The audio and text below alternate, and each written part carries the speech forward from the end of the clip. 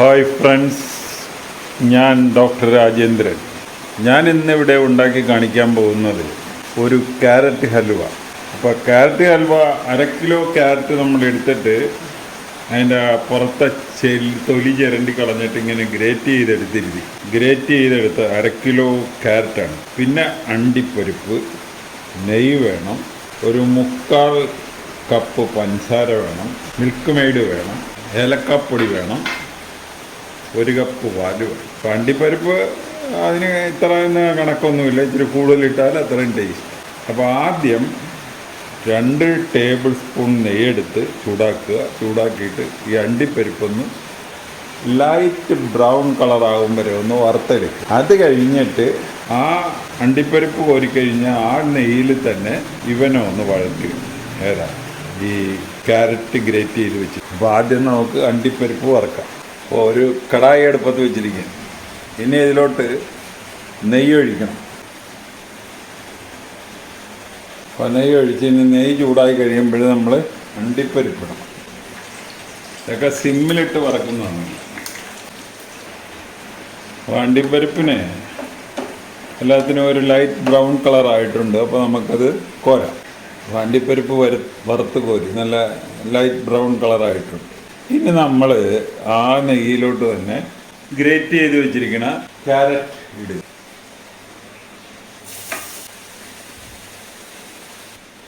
ഇത് ഇടയ്ക്കൊക്കെ ഒന്ന് ഇളക്കി കൊടുക്കണം. ഒരു 2-3 മിനിറ്റ് കഴിയുമ്പോൾ ഇത് വെന്ത് കിട്ടും. ക്യാരറ്റ് നല്ലപോലെ വെയിൽ കിടന്ന് വേകുന്നതിൻ്റെ ഒരു മണമൊക്കെ അടിക്കുന്നുണ്ട്. അപ്പോൾ ക്യാരറ്റ് ഒരുമാതിരി വെന്തിട്ടുണ്ട്. ഇനി നമ്മൾ ഇതിലോട്ട് പഞ്ചസാരയും പാലും കൂടെ ഒഴിക്കും. നമ്മുടെ 1 കപ്പ് പാല്, 1/4 കപ്പ് പഞ്ചസാര.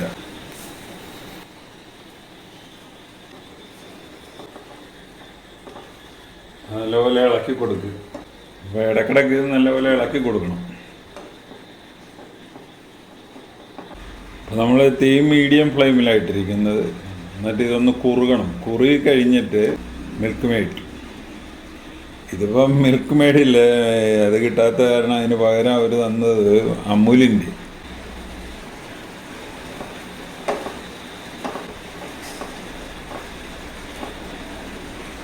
ഇതിലിനി 3 കാര്യങ്ങൾ ആഡ് ചെയ്യാനുണ്ട്. 1 ഏലക്കാപ്പൊടി, 2 അണ്ടിപ്പരിപ്പ്, 3 ഈ മിൽക്ക് മെയ്ഡ്.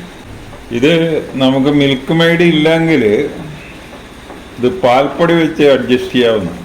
അപ്പോൾ നമുക്ക് മിൽക്ക് മെയ്ഡ് കിട്ടിയത് കൊണ്ട് പാൽപ്പൊടി വേണ്ട.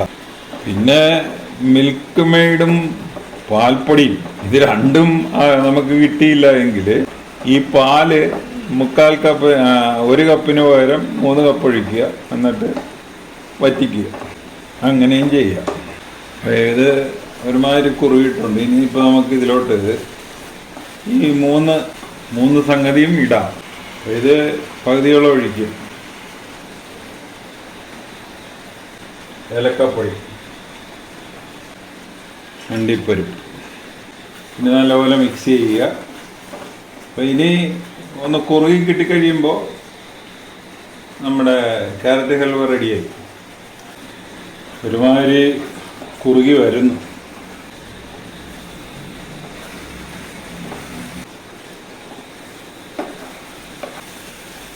ഒരുമാതിരി ആയിട്ടുണ്ട്.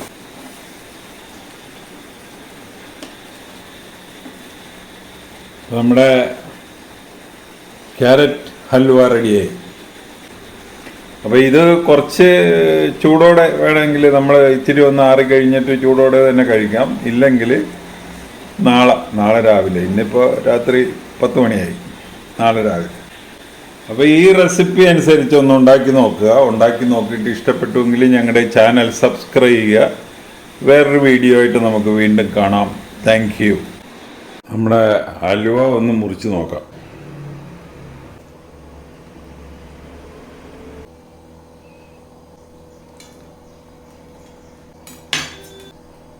നല്ല അസൽ ഹൽവ റെഡിയായി.